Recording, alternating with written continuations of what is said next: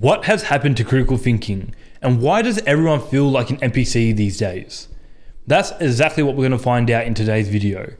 So by the end of this, you'll have a much better understanding of why the human condition makes us vulnerable to becoming an NPC, why you struggle to think critically, and how to implement a simple technique to take back control of your mind. The truth is, if you're not thinking for yourself, someone else is thinking for you. If you do not have control over your own mind, what do you have control over? An NPC or a non-playable character are the characters in a video game you do not get to control. They have been written in by the developers for a certain role. How they talk is programmed, how they dress is programmed, what they do is programmed. The NPC has no autonomy or agency. They exist in the world doing exactly what is expected of them. Now, in real life, we don't have actual NPCs, but people are developing more NPC-like characteristics. Have you noticed that people who identify into certain groups present themselves the same way, say the same phrases, and their beliefs follow the script of what is expected of them? If you were to reflect on yourself, you'll probably find you have some of these tendencies as well. And if you do, don't worry, it's not your fault entirely. This was always going to happen. To really understand what's going on here, I need to introduce you to a concept I call herd identity. Herd identity is when once you identify with a herd, the belief of the herd also becomes your own. You and the herd believe the same. Do not be fooled though, this isn't a product of the internet or social media. It always has been this way. I talk about it a lot on the channel because I believe this is very important to understand, but over the last 100,000 years, humans have withstood nature's brutality and have created a world of our own. How? Because unlike any other animal, we have big, powerful brains to problem solve and the social skills to be able to cooperate and work together effectively. It's cooperation and teamwork that matters. Tribes created myths and stories for people to believe in that enabled cooperation. Religions created law, guidelines, and values for people to follow to enable cooperation over vast kingdoms and civilizations. If you were living in hunter-gatherer times or in early civilizations, you were ideologically isolated. What you believed was what the tribe believed. What you believed was what the religion believed.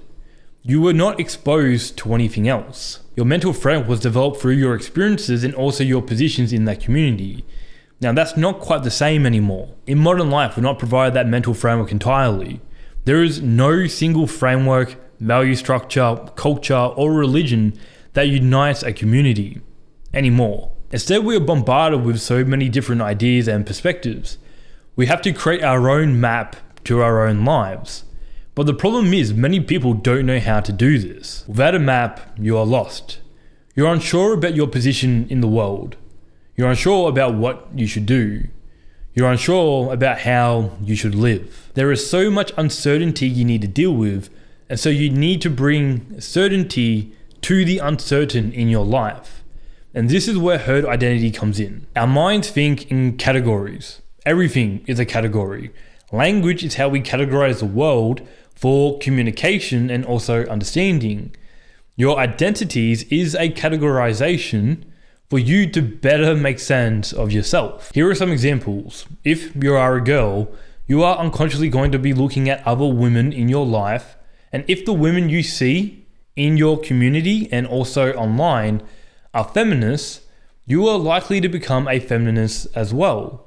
And then you'll believe what the feminists believe. If you're a boy who has been neglected because you wanted to play, explore, and conquer, then you've been told this is bad.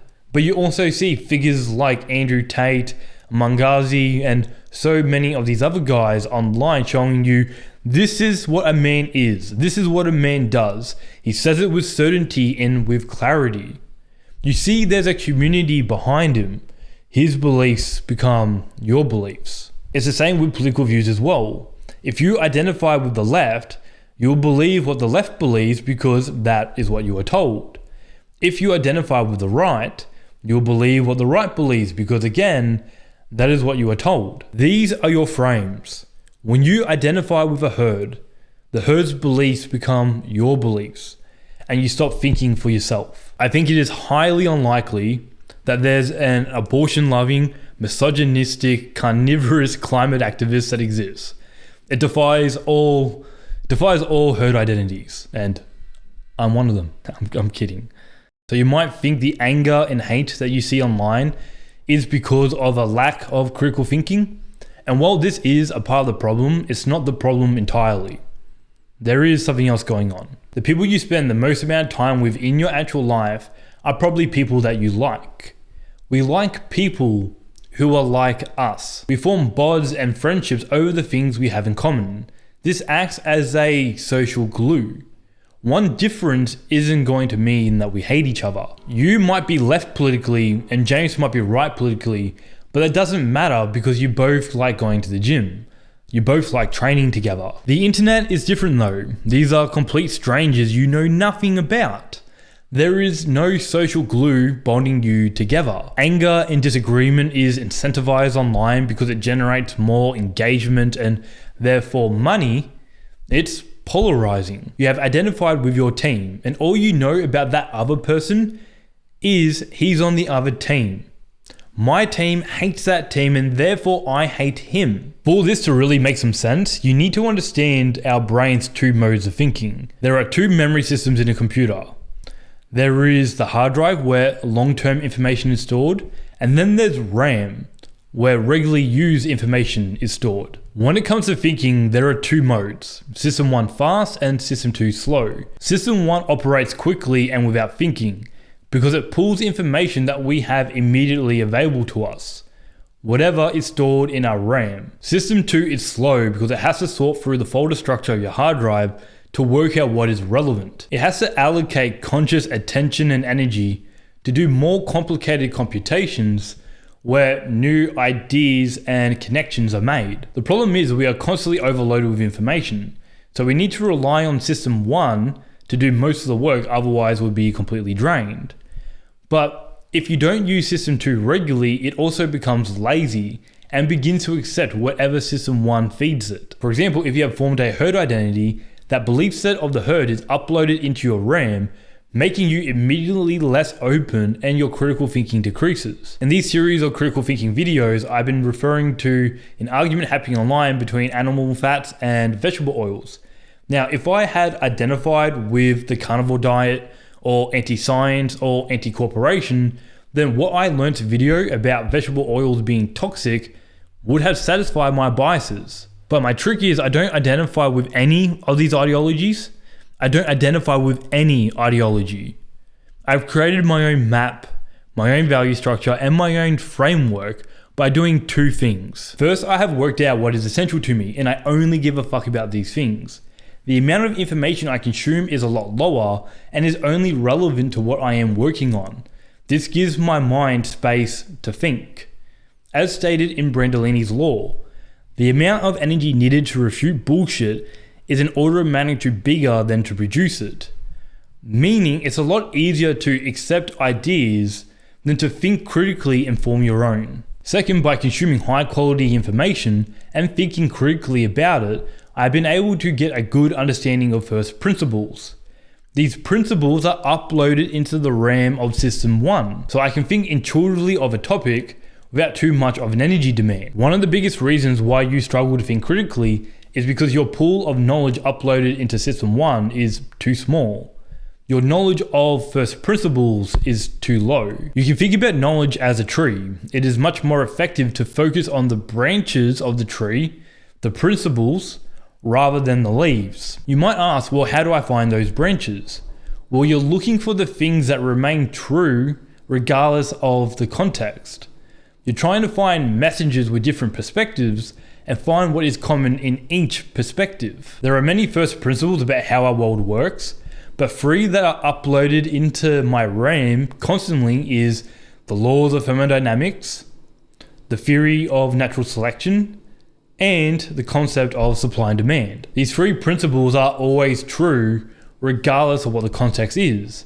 So if I'm listening to someone talk about diet and it's not consistent with the laws of thermodynamics, then I know it's bullshit. Once you understand the theory of natural selection, you understand why populations grow and decline. People, animal, thoughts, ideas, products, services. It's one principle that extends over so many other domains, including the Pareto principle. You should be looking for things that have been around for a very long time and have survived. Why have they survived? If you understand supply and demand, you understand markets, investments, business, friendships, relationships, dating. Supply and demand is key. When I'm looking at information, I'm thinking whether the information is consistent with my understanding of the first principles.